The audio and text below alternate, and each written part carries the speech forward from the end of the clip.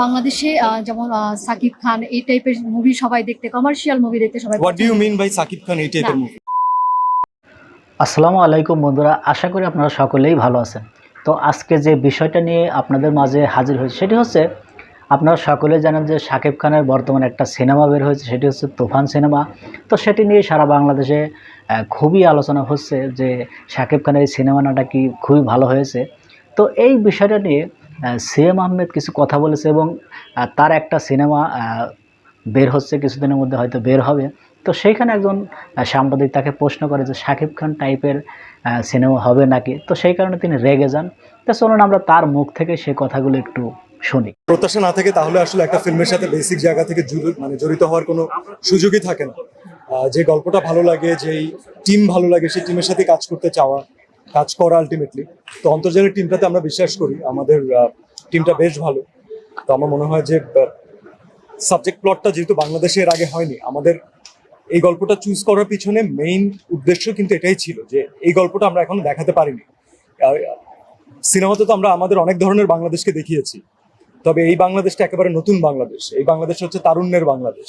তো তরুণরা বাংলাদেশের জন্য কি করতে পারে এবং তারা কতটুকু পর্যন্ত যেতে পারে, তার একটা এক্সাম্পল হতে যাচ্ছে অন্তর্জাল। আশা করি অন্তর্জালে সিয়াম নেই, অন্তর্জালে লুমিন আছে। একটু পাগলাটে, একটু খেয়াল খুশি মতো চলা একটা ছেলে, যে তার ক্যারিয়ারের জন্য, তার এডুকেশনের জন্য তার অনেক বড় অপরচুনিটি থাকার পরেও যে বিদেশে যায়নি, যে শুধুমাত্র আরেকজনের কোম্পানিতে জব করে সেই কোম্পানিকে একটা বড় সাকসেসের জায়গায় নিতে চায়নি, সে চেয়েছে বাংলাদেশে বসে কিছু একটা করতে। যখন তার বন্ধুরা ইউএসএ তে ডলারে কামাচ্ছে, তখন সে কোন একটা সাঁওতাল পল্লীদের বাচ্চাদেরকে সেখানে প্রোগ্রামিং শেখাচ্ছে, যেন পরের জেনারেশন প্রপারলি গড়ে ওঠে, তারা যেন সেলফ ডিপেন্ডেন্ট হয়। তো আমার মনে হয় this is gonna be a very exemplary character for the youth of Bangladesh. আমার মনে হয় তাদের সাথে আমি এই ক্যারেক্টারের মাধ্যমে অনেক রিলেট করতে পেরেছি। আর ক্যারেক্টারের কিছু তো মজার ঘটনা আছে, কিছু ইনস অ্যান্ড আউটস আছে, কিছু ড্রব্যাকস আছে, ওর কিছু প্রবলেমস আছে।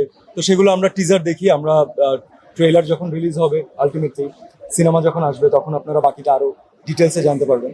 But it's a very fascinating character, কারণ ইউথদের সাথে ডিরেক্টলি কানেক্ট করতে পারে। আমার মনে হয় লুমিনের জন্য ইউথদের কাছে খুব পছন্দের হতে পারে। Let's see. ফাইনাল প্রোডাক্টটা যখন আমরা রেডি করব, আপনি জানেন যে যখন আমরা খুব হেভিলি সিজি বেস কোনো কাজ করি, তখন ফাইনাল প্রোডাক্টটা কিন্তু অ্যাক্টিং এর সময় দেখা যায় না। জেনারেলি যখন দুইটা ক্যারেক্টার ডায়ালগ থ্রো করে অথবা তারা কোনো একটা সিন একসাথে শুট করে, তারা কিন্তু পরবর্তীতে মনিটরে দেখতে পারে। কিন্তু যখন আপনি অনেক হেভিলি সিজি বেজ কোনো কাজ করবেন, তো সিজি বেজে এই জিনিসটা সম্ভব না। এর জন্য আসলে অপেক্ষা করতে হয়, আমাদের অনেক কিছু ধরে নিতে হয়, চিন্তা করে নিতে হয়। তো সেই জায়গা থেকে আমি বলবো যে টিম যতটুকু সাপোর্ট দিয়েছে, আপনার কথায় আমি একেবারে একমত। আমাদের আশেপাশে যতটুকু এগিয়ে গিয়েছে, ততটুকু হয়তো আমরা গ্রাফিক্সের দিকে যদি কথা বলি অথবা অন্যান্য দিক থেকেও কথা বলি, অতটা হয়তো আমরা আগাতে পারিনি।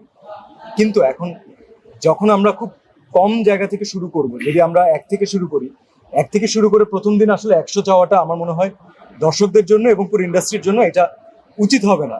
কারণ পজিটিভ জিনিস হচ্ছে, আমি গতকালকে যা ছিলাম অথবা লাস্ট ইয়ারে আমরা যা আপনাদেরকে ডেলিভার দিয়েছি, সেখান থেকে কি আমরা একটু হলেও আগাতে পেরেছি কি পারিনি।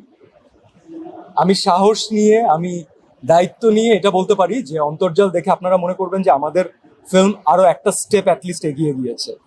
টেকনোলজির যতটুকু ব্যবহার এই মুহূর্তে আমাদের দেশে বসে আমাদের আর্টিস্টদের দ্বারা, আমাদের টেকনিক্যাল টিমদের দ্বারা করা সম্ভব, আমরা মনে হয় প্রত্যেকটা জিনিস চেষ্টা করেছি। কতটুকু সাকসেসফুলি পেরেছি সেটা আপনারা ট্রেলার দেখার পরে বুঝবেন, ইনফ্যাক্ট ফিল্ম দেখার পরে বুঝবেন, কারণ ট্রেলারে আমরা সব দেখাতে চাই না। এখানে অনেকগুলো প্লট আছে, এখানে অনেকগুলো আমাদের যদি বলি আমরা এখানে মাল্টি ক্লাইম্যাক্স আছে। আমার কাছে মনে হয় যে এটা হলে বসে দেখার জন্য খুবই একটা মেমোরেবল এক্সপিরিয়েন্স হবে। কারণ যখন আপনারা দেখবেন আপনাদের মধ্যে এই জিনিসটা কাজ করবে যে ওয়াও, আমাদের নিজের দেশের সিনেমা অ্যাটলিস্ট এতটুকু এগিয়ে গিয়েছে। তো ওই 1 থেকে 10-এ আগে যাই আমরা, তারপরে 100 যাওয়ার প্ল্যান করবো। বাট অন্তর্জাল is definitely one step ahead, যেটা আমাদের বাংলাদেশের ফিল্ম ইন্ডাস্ট্রিকে আরেকটু এগিয়ে নিয়ে গেল আমার মনে হয়, ইনশাল্লাহ। বাংলাদেশে যেমন সাকিব খান এই টাইপের মুভি সবাই দেখতে, কমার্শিয়াল মুভি দেখতে সবাই what do you mean by Shakib Khan এই টাইপের না। মুভি? আপনার কি মনে হয় যে আমরা যখন কোনো একটা ফিল্ম বানাই, তখন আমি ডিসাইড করে নিই যে ধানমন্ডি, গুলশান, বনানী, নিকেতনের বাইরে আমি কাউকে দেখাবো না?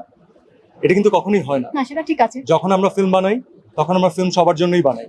আপনি যদি মনে করেন যে আমাদের সামনে জানুয়ারিতে একটা ছবি আসছে, নাম হচ্ছে অ্যাডভেঞ্চার অফ সুন্দরবন, যেটা বাচ্চাদের ছবি আমরা বলছি, তো সেই ছবিটা যখন বাবা মা দেখতে যাবেন তারা কি আনন্দ পাবেন না?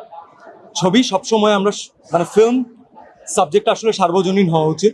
আমরা সবার জন্য কাজ করি, সবাইকে দেখাতে চাই ছবিটা।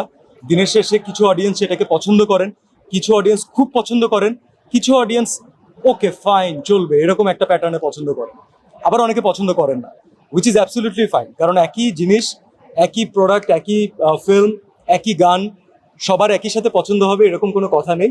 তবে আলটিমেটলি আমাদের দেশের সবসময় ফিল্মের মূল চালিকা শক্তি হচ্ছে ম্যাস অডিয়েন্স, এবং আমরা চেষ্টা করেছি যে আমাদের ফিল্মের মাধ্যমে আমরা যেন তাদেরকে টাচ করতে পারি, তারা যেন এন্টারটেইনড হয়। কারণ দিনের শেষে আমরা ফিল্ম দিয়ে আসলে শেখানোর বিষয়টা অনেক পরে, সেটা যদি হয়ে যায় that's a very good thing. কিন্তু ফিল্মের বেসিক যে জিনিসটা সবার আগে দরকার সেটা হচ্ছে বিনোদন। তো আমরা চেষ্টা করেছি আমাদের অডিয়েন্সকে বিনোদন দিতে, এবং তারা যদি বিনোদিত হয় তাহলে আমাদের ফিল্মের এবং আর্টিস্টদের পুরো টিমের সাকসেস। তো বন্ধুরা, আমরা স্ক্রিনে সে কথাগুলো শুনলাম যে শাকিব খানের কথা শুনে তিনি মানে এমন একটা রিয়াকশন করলো, মানে রেগে মেজাজ গরম হয়ে গেল। তো জিনিসটা আমার কাছে ভালো লাগে না। তো সিএমের আমি বেশ কয়েকটা সিনেমা হয়েছে, কিন্তু আমি কোনো সিনেমায় দেখে নেই।